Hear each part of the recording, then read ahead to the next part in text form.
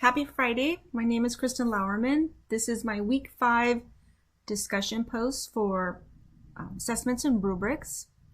And I'm going to be highlighting what makes a good rubric and showing examples of rubrics that I made and talking about how that aligns with our course readings.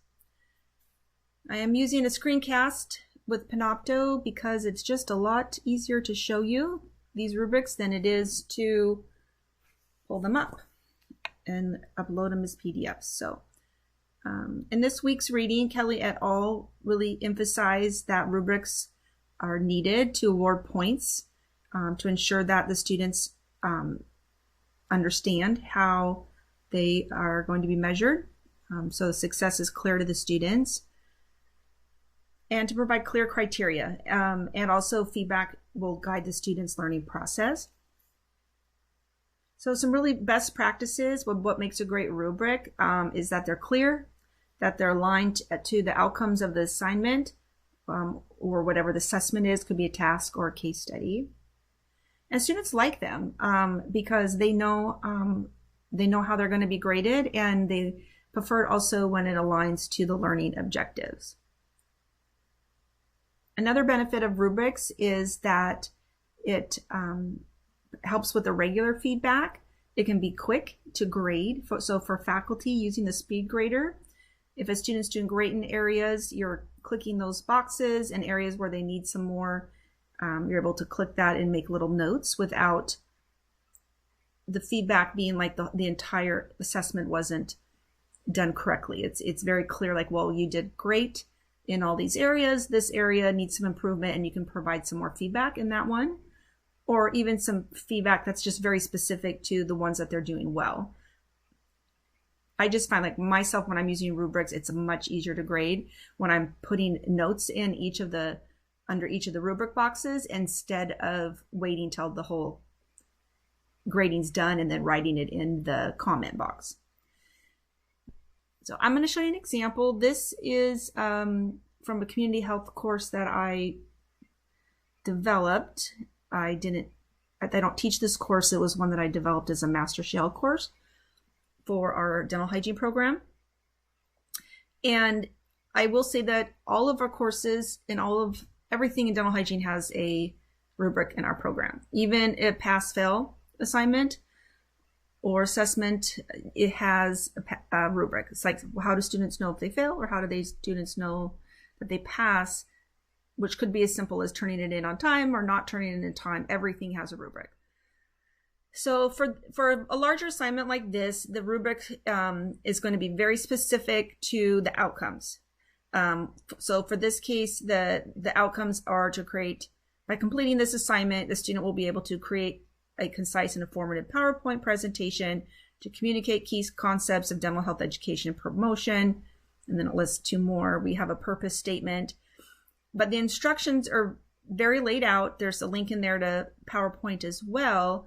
But I wanted to show this because this is how the rubric will actually align to each slide. So if students are like, okay, I need to do this, but what does that mean?